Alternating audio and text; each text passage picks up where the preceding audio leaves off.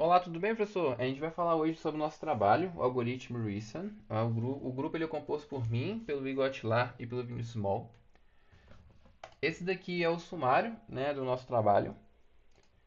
Falando um pouco sobre os objetivos da área de pesquisa, a Neuroalgoritmo Reason, NAR, ele é uma área de pesquisa emergente e ele busca integrar algoritmos clássicos com redes neurais para criar sistemas capazes de aprender e executar algoritmos em representação de alta dimensão.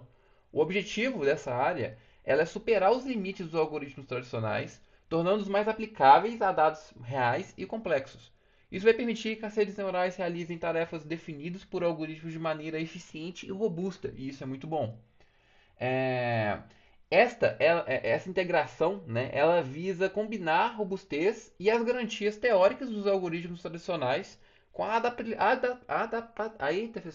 adaptabilidade e eficiência de redes neurais. O foco é superar as limitações dos algoritmos convencionais, e isso vai tornar mais aplicável a dados complexos e variações do mundo real em questão de dados, e permite que as redes neurais executem tarefas definidas por esses algoritmos de forma eficiente e robusta. O artigo Neural Algorithm Reason ele aborda os três pontos principais. O primeiro é uma combinação de redes neurais e algoritmos. O segundo é a aplicabilidade e generalização. E o terceiro é o benefício das integrações. Eu trouxe umas citações referentes a esses objetivos. Né? O primeiro aqui é em relação à combinação de redes neurais e algoritmos. O segundo é relacionado à aplicabilidade e generalização desses algoritmos em questão das redes neurais, em questão falando um pouco das condições e pré-condições e pós-condições da execução desses algoritmos e relação às redes neurais.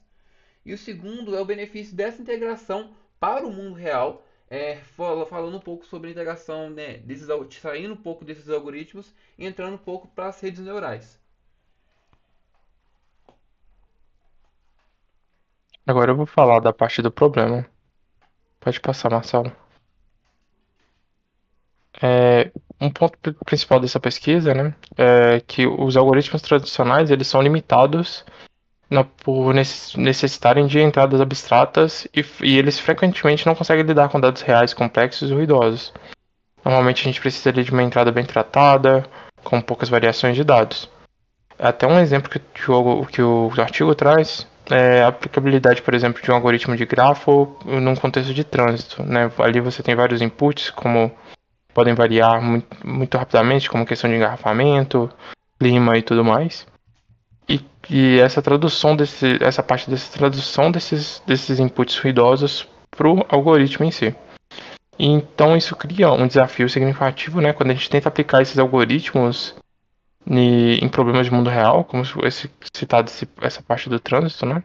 E as redes neurais, por outro lado, elas são adaptativas e podem lidar com dados variados. Então, elas têm esse ponto positivo, só que elas carecem de garantias de desempenho e exatidão em tarefas específicas. E o problema central do NAR é entregar essas duas abordagens, né? Os pontos positivos dos algoritmos tradicionais, que são sua robustez e aplicabilidade, com as redes neurais ali que oferecendo esse tratamento dos dados. Pode passar. Aqui também a gente traz uma citação do artigo comentando sobre essa questão do problema.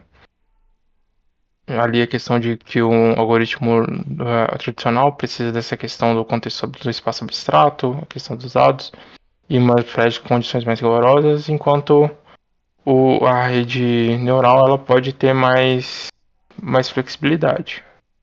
Pode passar. E esse ponto da pesquisa de NAR que é abordado, né? Esse é o principal é desenvolver esses modelos híbridos que aproveitam tanto a robustez da estrutura dos algoritmos clássicos, enquanto incorporam a capacidade de aprendizagem das redes neurais. Pode passar. Agora eu vou estar apresentando as aplicações do raciocínio do algoritmo Neural RAM, né? Para, né, a parte de otimização, né, as redes neurais podem aprender a executar e adaptar algoritmos conhecidos para tarefas de otimização, proporcionando soluções potencialmente mais eficientes. E a parte de planejamento, né, são algoritmos como o de interação de valor, em aprendizado por reforço, né, têm sido adaptados para funcionar com redes neurais, aprimorando a capacidade de planejamento. Pode passar, Marcelo. Na parte de robótica, ele tem integrado redes neurais com algoritmos clássicos. As aplicações robóticas podem se beneficiar de processos de tomada de decisão mais robustas. E indo para a parte de bioinformática, a montagem de genomas é uma área na bioinformática, né, onde o RAM tem mostrado grande potencial. Essa abordagem permite o processamento de dados biológicos complexos, melhorando a precisão e eficiência dos algoritmos de bioinformática. Pode passar, Marcelo. E aí, indo para a parte de jogos e simuladores, né, a gente tem aí diversos exemplos já, tem até alguns vídeos já postados sobre isso, onde tem o desenvolvimento de jogos, as redes neurais podem aprimorar a execução de algoritmos de jogos, aprendendo a partir de dados sistêmicos e reais. Isso resulta em agentes de AI mais inteligentes e adaptáveis. E a parte de simulações, particularmente no aprendizado por reforços e outros sistemas dinâmicos, se beneficiam do raciocínio algoritmo neural. Pode passar, Marcelo. E indo para a arquitetura de redes neurais, comumente utilizados no raciocínio do algoritmo neural RAM, né? Pode passar. O RAM, né, ele emprega uma arquitetura composta em três partes, onde a gente tem o codificador, o processador e o decodificador. A parte do codificador, ele converte entradas neurais em representações de alta demandas. E, indo para os processos, realiza os passos computacionais necessários para imitar o algoritmo.